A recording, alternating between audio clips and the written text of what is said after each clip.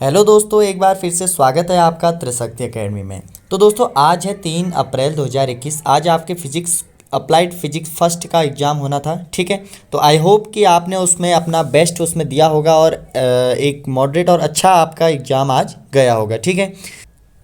तो दोस्तों नेक्स्ट जो आपका एग्जाम होने वाला है 5 तारीख को इंग्लिश कम्युनिकेशन का, और 6 तारीख को आपका होने वाला है अप्लाइड केमिस्ट्री का। बीच में आपको संडे एक गैप मिल रहा है 4 तारीख को, ठीक है। तो 4 तारीख को आपको एक अच्छी खासी उसमें प्रिपरेशन करनी है, ठीक है, अपना दोनों सब्जेक्ट को लेके, क्योंकि इंग्लिश कम्युनिकेशन के बाद आपको केमिस्ट्री के लिए क्या है कि टाइम जो है काफ़ी कम मिल रहा है।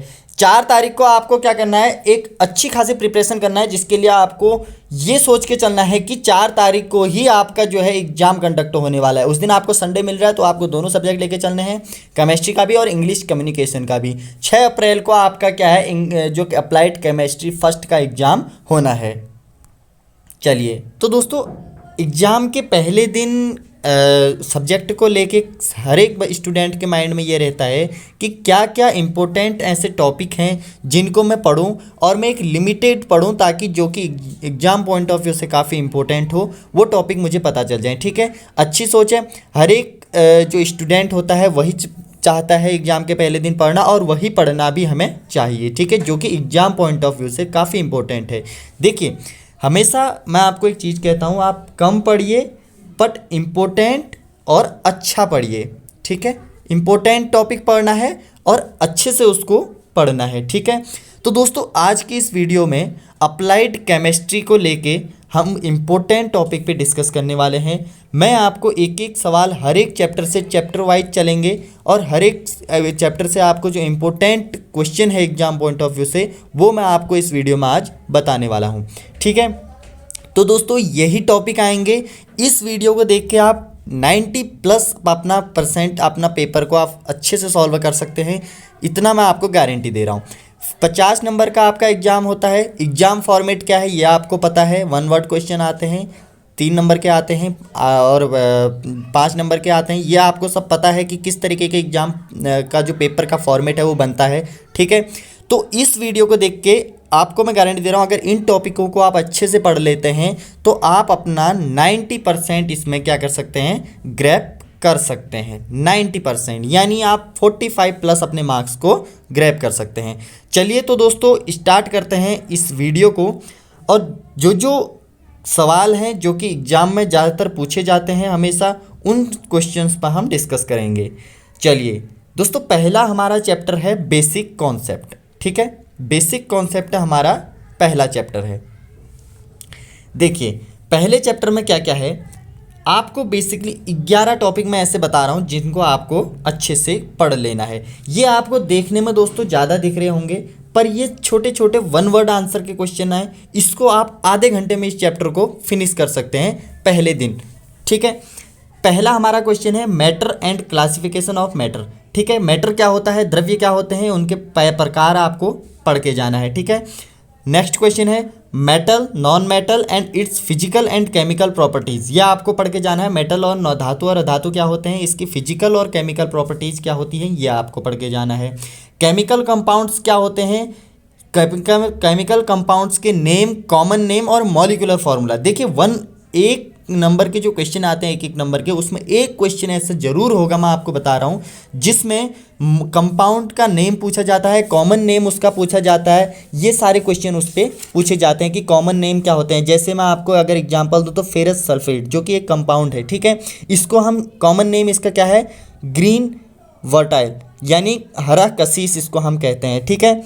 और इसका फॉर्मूला होता है FeSO4.7H2O। इसी तरीके से बुझा हुआ चूना है कैल्शियम हाइड्रोक्साइड, इसका CaOH का होल ट्वाइस। इस तरीके से आपको याद करने हैं। चूने का क्या होता है, कैल्शियम ऑक्साइड होता है। प्लास्टर ऑफ पेरिस, मैं आपको इंपॉर्टेंट एक बार गिना देता हूँ, इनको आप अपनी बुक निकालिए और नोट कर लीजिए। पहला है फेरस सल्फेट, ठीक है, आप नोट करते रहिए, मैं फिर से आपको कह रहा हूँ फेरस सल्फेट ये आ सकता है, जिनके ज़्यादातर हैं, क्योंकि इस बुक में आपके काफ़ी ज़्यादा दे रखे हैं, तो हर एक को याद करना आपके लिए टफ पड़ सकता है। मैं आपको इंपॉर्टेंट बताता हूँ कि कौन कौन से आपको याद करने हैं।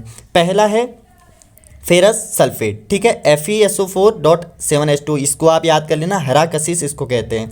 कैल्शियम हाइड्रोक्साइड, भुजा हुआ चूना आने की बहुत संभावना है, ठीक है। चूना, कैल्शियम ऑक्साइड, चूने का भी याद करिए। कास्टिक सोडा, सोडियम हाइड्रोक्साइड, ये काफ़ी इंपॉर्टेंट है। ब्लीचिंग पाउडर भी काफ़ी इंपॉर्टेंट है, कैल्शियम ऑक्सीक्लोराइड इसको कहते हैं।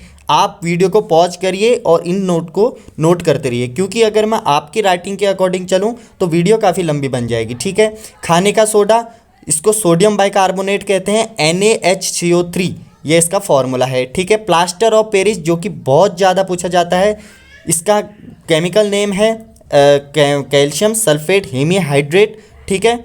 ये इसको याद करना है, COSO4.12H2O। जिप्सम, ठीक है, COSO4.2H2O, कैल्शियम सल्फेट डाइहाइड्रेट इसको कहते हैं। और ये काफ़ी इंपॉर्टेंट जो है मैं आपको बता रहा हूँ, नीलत होता, ठीक है, कॉपर सल्फेट ये भी होता है, ये COSO4.5H2O होता है, CuSO4 सॉरी, ठीक है। और बाकी सोडा लाइम भी काफ़ी इंपॉर्टेंट है, इसको भी आप नोट कर लीजिएगा, ठीक है। सोडियम कार्बोनेट, कैल्शियम हाइड्रोक्साइड, ठीक है, इसको आप नोट कर लीजिएगा। इसका फॉर्मूला है Na2CO3 डॉट या एंड CaOH का होल ट्वाइस, ठीक है, ये इसका फॉर्मूला है। तो ये काफ़ी इसके इम्पोर्टेंट हैं। मोहर सॉल्ट, ये भी पूछा जाता है। फेरस अमोनियम सल्फेट, इसको भी आप नोट कर लीजिए, इनको आप पढ़ लीजिएगा। देखिए हर एक टॉपिक को इन डीपली हम नहीं जा सकते हैं इसमें, इसको आप कहीं से भी कवर कीजिए, चाहे यूट्यूब से हो। इसके लिए मैं क्षमा चाहता हूं कि हमारे चैनल पे केमिस्ट्री की सारी वीडियोज़ अपलोड नहीं है, केमिस्ट्री की ज़्यादातर वीडियोज़ अपलोड हमने कर रखी हैं, तो कुछ आप यहाँ से देख लीजिएगा, बाकी आप अपनी बुक से या अदर से कहीं सोर्स से देख लीजिएगा, ठीक है। चलिए ये आपने नोट कर लिए, ठीक है। नेक्स्ट अब हम बात करते हैं अगले क्वेश्चंस पे। Difference between element and compound, बिल्कुल रट के चले जाइएगा, मजाक नहीं कर रहा हूँ, इस पे काफ़ी क्वेश्चन बनते हैं और हर साल लगभग बनते भी हैं क्वेश्चन, इसको आप जरूर पढ़ लीजिएगा। Mixture, heterogeneous mixture, homogeneous mixture, ठीक है, ये मिक्सचर आपको पढ़ के जाने हैं, ठीक है। असमांगी और समांगी मिश्रण इसको हिंदी में कहते हैं। देखिए काफ़ी स्टूडेंट को हिंदी और इंग्लिश की प्रॉब्लम है, तो इन टॉपिकों को आप सर्च कर लीजिएगा। हिंदी में मैं बताऊंगा, अपनी कोशिश करूंगा कि हिंदी में भी इनको मैं बताते रहूं, ठीक है। मिक्सचर, मिश्रण क्या होता है, हेट्रोजीनियस, असमांगी मिश्रण और समांगी मिश्रण क्या होता है, ये आप याद करके जाइएगा।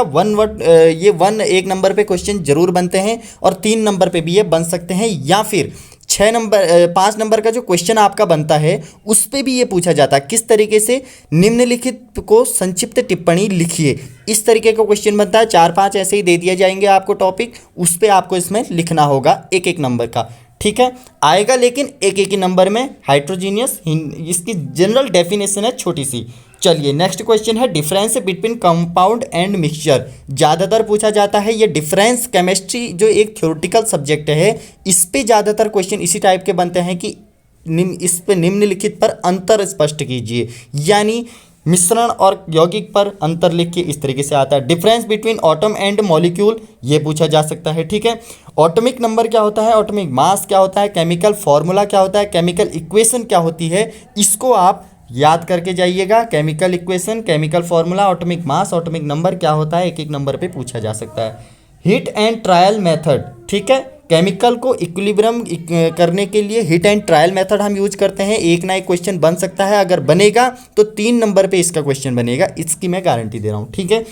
Empirical formula and molecular formula को पढ़ के जाना है। इंपेरिकल फार्मूला और मॉलिक्यूलर फार्मूला के बीच पे क्या डिफरेंस होता है, ये आपको पढ़ के जाना है, ठीक है। इंपेरिकल फार्मूला और मॉलिक्यूलर फार्मूला के बीच क्या जो इसका एक रिलेशन है, कॉमन रिलेशन है, उसको आपको देख के जाना है, ठीक है। जो मॉलिक्यूलर फार्मूला होता है, मैं आपको लिख के बता देता हूँ, molecular formula equals to n into empirical formula, इस तरीके का मैंने एक फार्मूला आपको बताया था, उसको आप याद करके जाइएगा, ठीक है।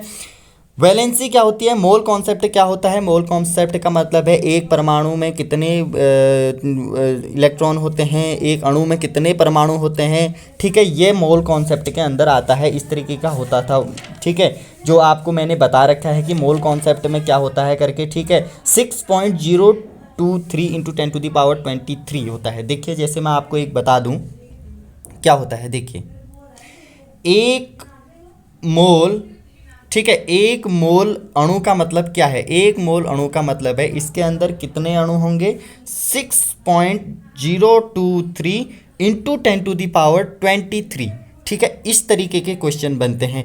एक मोल परमाणु के बीच, एक मोल एटम में कितने परमाणु होते हैं? 6.023 इंटू 10⁻23।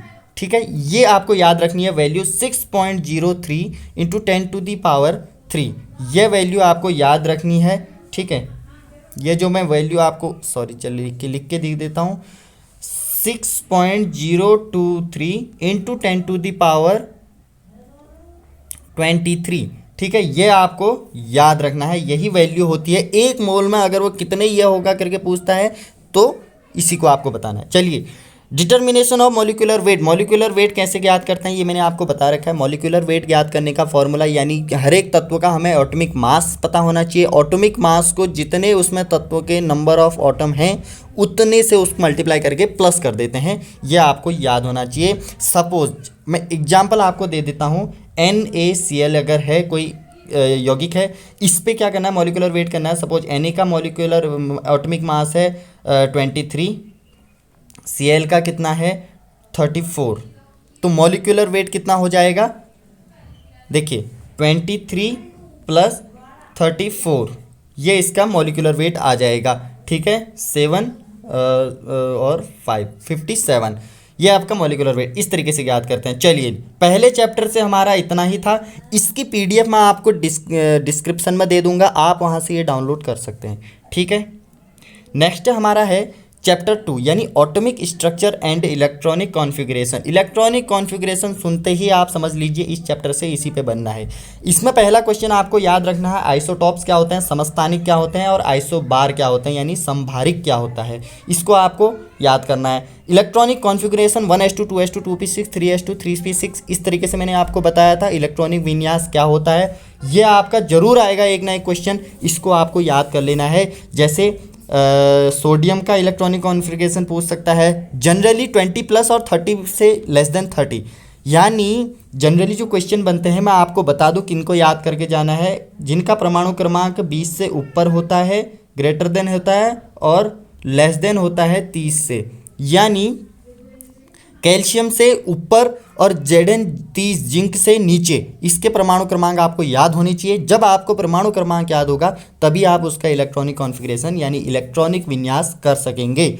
ठीक है, नेक्स्ट मैं आपको मोस्ट इंपॉर्टेंट बता रहा हूँ, तीसरा क्वेश्चन है अफबाऊ प्रिंसिपल, हुंस लॉ और पॉलीज लॉ। ये तीन के तीन आपको अच्छे से याद करके जाने हैं। Modern periodic table and it's characteristics and also Mendeleev periodic table. देखिए, मॉडर्न पीरियोडिक टेबल का तो आप पूरा याद करके जाइए, उसके जो गुणधर्म हैं उसको भी आप याद करके जाइए। ठीक है, चौथा क्वेश्चन मैं बता रहा हूँ, modern periodic table and it's characteristics, ये आपको याद करके जाना है। और कभी कभी मेंडलीव का भी पूछ देता है, इसलिए अगर टाइम बचे आपके पास तो मेंडलीव का भी पढ़ के जाना है, वरना जो मॉडर्न पीरियोडिक टेबल है उसको तो आपको पढ़ के जाना ही है। पांचवा क्वेश्चन है हमारे पास इफेक्टिव न्यूक्लियर चार्ज। ठीक है, आयोनाइजेशन पोटेंशियल एंड जो इलेक्ट्रॉन एफिनिटी है, ये आपको याद करके जाना है। ठीक है, प्रभावी न्यूक्लियर चार्ज क्या होता है आपका, और ये आयनिक ऊर्जा क्या होती है, और इलेक्ट्रॉनिक बंधुता क्या होती है, हिंदी के लिए मैंने बता दिया। ठीक है, इनको आपको याद करके जाना है। नेक्स्ट हमारा चैप्टर 3 है केमिकल बॉन्डिंग, आपको पढ़ के जाना है। पहला क्वेश्चन ऑक्टेट रूल, यानी अष्टक नियम कहते हैं हम इसको हिंदी में, इट्स लिमिटेशन। ठीक है, इसकी लिमिटेशन क्या है ये पढ़ के जाना है। और आयनिक बॉन्ड क्या होता है, एक नंबर पे पूछ सकता है, इसको आपको पढ़ के जाना है। इलेक्ट्रोवैलेंट बॉन्ड, कोवैलेंट बॉन्ड और कोऑर्डिनेट बॉन्ड क्या होता है, ये आपको पढ़ के जाने हैं। विद एग्जाम्पल आपको पढ़ के जाने हैं, एग्जाम्पल इसके ज़्यादातर पूछे जाते हैं। और इलेक्ट्रोवैलेंट बॉन्ड, कोवैलेंट बॉन्ड और कोऑर्डिनेट बॉन्ड क्या होता है ये आपको पढ़ के जाना है। रूल ऑफ मैक्सिमम वैलेंसी, अधिकतम संयोजकता का नियम, इसको हम हिंदी में कहते हैं, इसको आपको पढ़ के जाना है। हाइड्रोजन जो हाइब्रिडेशन क्या है, देखिए नेक्स्ट क्वेश्चन हमारा चौथा है जो कि इंपॉर्टेंट है, what is hybridisation and its rule. यही क्वेश्चन बनता है, इसमें आपको बहुत कम केस हैं, ओनली 2% चांसेज हैं कि आपको किसी का हाइब्रिडेशन करने को दे दे, वरना इसका सिर्फ यही क्वेश्चन बनता है, हाइब्रिडेशन क्या है, इसका रूल क्या क्या है इसके, ये आपको पढ़ के जाने हैं। ठीक है, टाइम बचे तो उसको समझ लीजिएगा, बट क्वेश्चन बनता नहीं है वैसे, वह हाइब्रिडेशन से आपको यही पूछेगा, बाकी आपकी किस्मत। ठीक है। What is alpha bond, pi bond and hydrogen bond, ठीक है। अल्फा बॉन्ड क्या है, पाई बॉन्ड क्या है और हाइड्रोजन बॉन्ड क्या है, ये आपको याद करके जाना है। चलिए चैप्टर 4 वाटर, ठीक है। वाटर पे क्वेश्चन बनते हैं, what is hardness of water and its type, ठीक है। हार्डनेस ऑफ वाटर क्या है ये पूछा जाता है ज़्यादातर, और इट्स टाइप, इसके टाइप क्या क्या हैं, ठीक है। मैंने आपको बता रखा है हार्डनेस क्या होती है वाटर की, और उसके टाइप मैंने बता रखा है, परमानेंट हार्डनेस, टेम्परेरी हार्डनेस क्या होता है और किन तत्वों के कारण परमानेंट और टेम्परेरी हार्डनेस आती है, ये आपको याद करके जाना है। अगर आपने एक पेज में अगर पूरी थ्योरी भी लिख दी और अगर सिर्फ आपने ये नहीं लिखा कि किन तत्वों के कारण उसके कैल्शियम और सोडियम किन लवणों के कारण जो वो बनते हैं, ठीक है, सल्फर लवणों के कारण, जिन लवणों के कारण वो बनता है, वो फॉर्मूले आपने वहाँ पर नहीं लिखे तो फिर आपका वो समझ लीजिए बेकार है। वो अगर आपने लिख दिया तो चाहे आप 2 ही लाइन का आंसर क्यों ना लिखें, उस पर भी आप अच्छे नंबर ग्रैब कर सकते हैं। दूसरा क्वेश्चन है degree of hardness and unit of hardness, ये आपको याद करके जाना है। यूनिट ऑफ हार्डनेस क्या है, 4 यूनिटें होती हैं, मैंने आपको बताया पीपीएम हो गया, ठीक है, और ये 3-4 इसकी यूनिटें हैं जो मैंने आपको बता रखी है। उनके बीच में मैंने आपको रिलेशन भी बता रखा है कि क्या क्या रिलेशन है जो उनके बीच में पूछा जाता है, ठीक है, ये मैंने आपको बता रखा है। उस रिलेशन को आपको याद करके जाना है। देखिए पीपीएम होता है, एमजी पर लीटर होता है, ठीक है, ये फ्रेंच होता है, कलाक्स होता है, तो इसके बीच में एक फार्मूला है, मैं फिर आपको फार्मूला लिख के बता देता हूँ, एक ना एक क्वेश्चन इससे ज़रूर बनेगा। 1 पीपीएम पार्ट पर मिलियन इक्वस टू होता है 1 एमजी पर लीटर, बराबर होता है उस किसके, 0.1 फ्रेंच, ठीक है, फ्रेंच यानी एफआर से इसको दर्शाते हैं फ्रेंच, और पॉइंट बराबर होता है ये 0.07 कलाक के, ठीक है। ये आपको पूछ देता है पीपीएम टू कलाक। देखिए मैं फिर से आपको बता रहा हूँ, इस क्वेश्चन को अच्छे से माइंड में क्लियर कीजिए। पीपीएम से कलाक में चेंज करने के लिए कह देता है यूनिट को, कलाक से पीपीएम में दे देगा, ठीक है, फ्रेंच से पीपीएम में दे सकता है, पीपीएम से फ्रेंच में कन्वर्ट करने को दे सकता है। तो इसको आपको समझ के जाना है, इस फॉर्मूले को याद कर लीजिए। Relation between different units of degree of hardness, जो मैंने यहाँ पर तीसरा क्वेश्चन लिखा है ये यही है। चौथा क्वेश्चन है what is EDTA method, it's um, chemical formula और प्रिंसिपल, ठीक है। कैलकुलेशन इसकी नहीं देता है वो फाइंड करने के लिए, अगर आपकी किस्मत रही तो आ सकती है, अगर टाइम बचे लास्ट में तो एक राउंड देख लेना, वरना ज़रूरत नहीं है। आप इसको ज़रूर पढ़ के जाइएगा। लेकिन ईडीटीए मेथड क्या है, उसका एम क्या है, केमिकल फार्मूला क्या है, उसका फुल फॉर्म इसकी ज़रूर पूछ सकता है 1 नंबर पे, मैं फिर बता रहा हूँ, और इसका प्रिंसिपल क्या है, ये क्वेश्चन इससे बनेंगे, इसको आप ज़रूर देख लीजिएगा। इसका केमिकल फार्मूला 1 नंबर पे क्वेश्चन बनेगा तो इसका केमिकल फार्मूला और ईडीटीए की फुल फॉर्म पूछेगा। अगर 3 नंबर पे क्वेश्चन बनेगा नहीं, 5 नंबर पे ही बनेगा तो, और उसमें सारा कुछ पूछेगा, प्रिंसिपल, ईडीटीए, एम, उसका फार्मूला, सब कुछ आपको लिख के जाना है। ये सब कुछ आपको लिख के क्या करना है, जाना है। ईडीटीए की फुल फॉर्म मैं आपको कई बार बता चुका हूँ। ईडीटीए की फुल फॉर्म क्या होती है ये आपको याद होनी चाहिए, ठीक है। ईडीटीए की फुल फॉर्म होती है ethylene diamine tetra acetic acid, ये मैं फिर आपको बता रहा हूँ, ethylene diamine tetra acetic acid, इसका फॉर्मूला मैंने आपको बता रखा है, उसको आप देख लीजिएगा। जिन वीडियोज़ को हम डाल चुके हैं उनको आप हमारे चैनल की प्लेलिस्ट में जाके देख सकते हैं। अगर वहाँ जो वीडियो आपको नहीं मिलती है या उन वीडियो से आपको समझ में नहीं आता है तो कहीं से भी पढ़िए, पर जाइए और 45 अब आपके मार्क जो मार्क्स हैं वो होने चाहिए, ठीक है। ओहेनर मेथड नहीं आता है पेपर में, पर फिर भी मैंने यहाँ पर लिखा है क्योंकि अगर आपकी किस्मत सही रही तो नहीं आएगा, अगर और भी ज़्यादा सही रही तो आ जाएगा, ठीक है। तो इसको आप अगर टाइम बचे तो देख लेना, वरना इसकी ज़रूरत नहीं है, ठीक है। नेक्स्ट क्वेश्चन है what is sludge, it's disadvantage and prevention, ठीक है। छठा क्वेश्चन मैं आपको बता रहा हूँ, स्लज क्या होता है। स्लज को हिंदी में हम क्या कहते हैं, बॉयलर्स पे ये प्रोसेस होती है स्लज, और उसकी हिंदी में इसको हम क्या कहते हैं, देखिए स्लज होता है, स्लज को हिंदी में हम कहते हैं शायद पपड़ी स्लज या स्केल, इसको आप देख लीजिएगा हिंदी में क्या कहते हैं करके, स्केल या स्लज, इन दोनों में से एक को पपड़ी कहते हैं हम, जो बॉयलर के अंदर लगती है। इसके डिसएडवांटेज क्या है बॉयलर के लिए, और इसकी रोकथाम के लिए जो प्रिवेंशन है इसका, यह आपको याद करके जाना है। डिसएडवांटेज एंड प्रिवेंशन यानी रोकथाम कैसे करेंगे और इसके दुष्प्रभाव क्या हैं। What is priming and forming, फेनन और अपक्रमण, शायद अपक्रमण, हिंदी में आप देख लीजिएगा। प्राइमिंग एंड इसको फेनन कहते हैं, इसको अपक्रमण शायद कहते हैं। बॉयलर में होती हैं ये सारी प्रोसेस, आप इसको पढ़ लीजिएगा कि क्या क्या इसमें प्रोसेस है। नेक्स्ट क्वेश्चन है, नेक्स्ट चैप्टर हमारा है 5th यानी solution. What is solution and its type, ये आपको पढ़ के जाना है। What is molarity, normality, molality and basic numerical. अगर बनेगा आपके उसमें तो न्यूमेरिकल 5 नंबर में बनेगा, और वो भी बनेगा मोलरिटी, नॉर्मेलिटी, मोललिटी। इससे ही आपके न्यूमेरिकल बन सकते हैं। इससे आपके न्यूमेरिकल बनने के चांसेस क्या हैं, काफ़ी ज़्यादा है। मैं फिर से आपको बता दूं, जो इनके फॉर्मूले होते हैं, देखिए अलग अलग फार्मूला है, ये आप वहाँ से पढ़ लीजिएगा, फिर भी मैं जनरल आपको बता देता हूँ। मोरलिटी होती है, ठीक है, मोरलिटी को हम हिंदी में बोलते हैं मोरलिटी को हम मोललता कहते हैं। हिंदी में हम क्या कहते हैं, इसको मोललता कहते हैं, ठीक है। और जो मोललिटी होती है, मोललिटी, उसको हम मोललता कहते हैं। मोलरता और मोललता ये 2 चीज़ें हैं, इसको आपको क्या करना है, याद करके जाना है, ठीक है, ठीक है। यही है मोलरता और मोललता, ठीक है। मोरलिटी को हम मोलरता कहते हैं और मोललिटी को मोललता कहते हैं। इनको आप बेसिकली देख लीजिएगा। बेसिक एक फार्मूला बेस्ड क्वेश्चन इस पे बनते हैं, जनरल फार्मूला पूछा जाता है।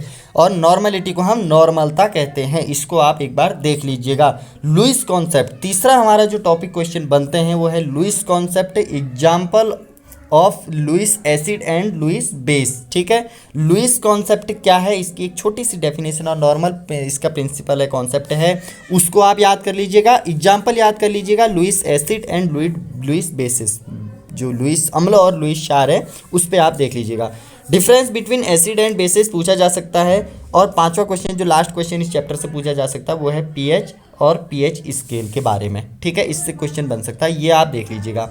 चैप्टर 6 है हमारा इलेक्ट्रोलाइसिस यानी विद्युत अपघटन, ठीक है, electrolysis. What is electrolysis and conductor यानी चालक क्या होते हैं, इलेक्ट्रोलाइसिस क्या होते हैं, ये पूछा जाता है। इन पे डिफरेंस भी आपको पूछा जा सकता है, ठीक है। चलिए आगे हम देखते हैं, आगे है अर्नियस इलेक्ट्रोलाइटिक डिसएसोसिएशन थ्योरी, ठीक है, डिसएसोसिएशन थ्योरी, ये आपको याद करनी है। सिंपल सी इसकी थ्योरी है, वैसे पूछा नहीं जाता है पर फिर भी मैंने आपको ये दे दिया बाय चांस अगर आ गया तो, वरना इसको आप लास्ट में पढ़िएगा, रख लीजिएगा लास्ट के लिए। फेराडेज लॉ को सबसे पहले आप पढ़ लीजिएगा, मैं फिर से बता रहा हूँ, फेराडेज लॉ जरूर पूछा जाएगा, 5 नंबर में पूछा जाएगा। इसका फर्स्ट लॉ और सेकंड लॉ, फेराडे का फर्स्ट लॉ और सेकंड लॉ आपको जरूर पूछा जाएगा। मैं फिर से कह रहा हूँ, इसको आप याद कर लीजिएगा, फर्स्ट लॉ और सेकंड लॉ, ठीक है, इसको आप याद करें। सिंपल से इसके 2 फॉर्मूले हैं। व्हाट इज बफर सॉल्यूशन, काफ़ी मोस्ट इंपॉर्टेंट है, मैं फिर से इसके आगे लिख देता हूँ मोस्ट इंपॉर्टेंट, ठीक है। बफर सॉल्यूशन क्या है, इसके यूज़ क्या है केमिस्ट्री में, इसको आपको याद करके जाना है। बफर सॉल्यूशन क्या है और इसके यूज क्या क्या है। व्हाट इज इंडिकेटर, सूचक, इनको हम हिंदी में कहते हैं इंडिकेटर, सूचक होते हैं। ये क्या होते हैं, इसके टाइप क्या क्या होते हैं, ये आपको याद करना है। एसिड इंडिकेटर और क्षारीय सूचक, अम्लीय और क्षारीय सूचक इनको कहते हैं हिंदी में, ठीक है। तो वो क्या होते हैं, इनको आप देख लीजिएगा।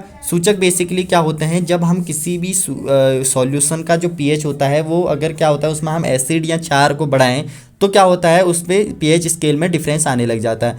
पर सूचक ऐसे वो हैं जो क्या करते हैं, किसी उस विलयन में यानी किसी सॉल्यूशन में जब हम इनको मिलाते हैं तो उसकी जो पीएच स्केल पे तो चेंज नहीं होता है, ठीक है, पीएच स्केल वही रहेगा, बट वो एक ऐसा स्पेसिफिक कलर या कुछ स्पेसिफिक खुशबू ऐसी वो देते हैं जिससे कि पता चलता है कि उसमें एसिड है या बेस है। इस तरीके से हम उसको यूज करते हैं सूचक को, ठीक है, इसको आपको याद कर लेना है। लास्ट चैप्टर हमारा है चैप्टर 7 इन्वायरमेंटल केमिस्ट्री। ले देके 3 क्वेश्चन इसमें बनते हैं, हर साल यही क्वेश्चन इसमें रिपीट होंगे, ठीक है। एक क्वेश्चन इसमें और रह गया वैसे, चलिए मैं उसको बता दूंगा आपको। What is pollution and its type और इफेक्ट, ठीक है। पॉल्यूशन क्या है, इट्स टाइप क्या क्या है, ये आपको पूछा जा सकता है। इसके इफेक्ट क्या क्या है इन्वायरमेंट में, ये आपको पूछ सकता है। इसको आपको क्या करना है, पढ़ के जाना है। और नेक्स्ट इसमें यह है ओजोन लेयर, ठीक है, सॉरी एसिड रेन क्या है, इसके हार्मफुल इफेक्ट क्या है, यह आपको पूछ सकता है। और ओजोन लेयर क्या है, इसकी इंपॉर्टेंस क्या है, ये आपको पूछा जा सकता है। ये 3 क्वेश्चन तो हैं ही। इसमें 1-2 क्वेश्चन मैं और आपको बताना भूल गया जो कि मोस्ट इंपॉर्टेंट है, उसको आप नोट कर लीजिएगा। पहला क्वेश्चन ये है ग्लोबल वार्मिंग, ठीक है, ग्लोबल वार्मिंग। यह आपको याद रख के जाना है कि what is global warming, global warming क्या होती है, यह आपको पढ़ के जाना है। और दूसरा क्वेश्चन इसमें रह गया है ग्रीन हाउस इफेक्ट। भाई 100% लिख लो, ये क्वेश्चन जरूर आएगा, 5 नंबर में क्वेश्चन बनता है। ग्रीन हाउस इफेक्ट क्या है, इसको आपको ब्रीफ में समझाने के लिए वो दे देता है। तो ग्रीन हाउस इफेक्ट को अच्छे से पढ़ के जाना है। ये मैं आपको बताना भूल गया जो कि मोस्ट इंपॉर्टेंट क्वेश्चन है, green house effect. Global warming और ग्रीन हाउस इफेक्ट 2 क्वेश्चन है जिनको आपको अच्छे से पढ़ के जाना है। ग्लोबल वार्मिंग और ग्रीन हाउस इफेक्ट, ठीक है, ये 2 क्वेश्चन हैं जिनको आपको अच्छे से पढ़ के जाना है। फिर से मैं आपको बता दूं। चलिए, तो ये आपके थे कुछ एक मैंने जो आपको मोस्ट इंपॉर्टेंट था। इसका पीडीएफ मैं आपको डिस्क्रिप्शन में लिंक के थ्रू दे रहा हूँ, वहाँ से डाउनलोड आप कर सकते हैं, ठीक है। और इसका पीडीएफ हम टेलीग्राम पर भी आपको शेयर कर देंगे, वहाँ पर से भी आप ले सकते हैं, ठीक है। ज़्यादा जानकारी के लिए आप टेलीग्राम से हमें जुड़ सकते हैं, और नए हैं चैनल पे तो सब्सक्राइब कर सकते हैं। बाकी एक रिक्वेस्ट मैं आपसे फिर से कर रहा हूँ, आपका पेपर हो जाने के बाद हम इसको एनालिसिस करेंगे वैसे, ठीक है, बट उसके बाद एनालाइज करके कोई फ़ायदा नहीं है। अगर आप अभी खुद को एनालाइज करेंगे, खुद के केमिस्ट्री लेवल को एनालाइज करेंगे, तो आपको इफेक्ट अच्छा मिलेगा, अच्छा वहाँ पर रिजल्ट मिलेगा। अभी आपको एनालाइज करिए खुद को, बाद में हम एनालाइज कर ही लेंगे, ठीक है। उस एनालाइज में आपको अभी जब आप पेपर दे के आएँ तो कम से कम कमेंट में हमें ये बता दीजिए कि आपका कैसा पेपर रहा, अप्रॉक्स कितने आपके आ सकते हैं, ये आप बता दीजिए, क्योंकि आपको लेके हम हैं। हमारी इतनी मेहनत तब हमें अच्छी लगेगी जब आपका वो पेपर क्या होगा, अच्छा जाएगा, ठीक है। तो उसको आप ज़रूर रिप्लाई हमें कर दीजिए, उसकी रेटिंग आप ज़रूर दे दीजिएगा। मिलते हैं आपको नेक्स्ट वीडियो में, तब तक के लिए थैंक्स फॉर वॉचिंग। केमिस्ट्री की हमारी ये लास्ट वीडियो है, जितनी भी मेहनत हमने की उसका ये सारा रिजल्ट है। आज तक आपने कोई वीडियो नहीं देखी, कोई फ़र्क नहीं पड़ता, इस वीडियो को ज़रूर देख के आप अपना कर लीजिएगा कि कौन कौन से क्वेश्चन है जो इंपॉर्टेंट है। मैं 90% आप 100% गारंटी दे रहा हूँ कि 90% इससे पेपर बनेगा, ठीक है। तो आप उसको कर लीजिएगा तैयारी, इन क्वेश्चनों को अच्छे से पढ़ लीजिएगा। मैं फिर से आपको बता रहा हूँ, मैंने शुरू में बताया था, पढ़ना जो है क्या है, इम्पोर्टेंट है, कम पढ़ना है, ज़्यादा कष्ट नहीं देना है शरीर को, और अच्छा पढ़ना है, ठीक है। तो मिलते हैं नेक्स्ट वीडियो में, तब तक के लिए थैंक्स फॉर वॉचिंग।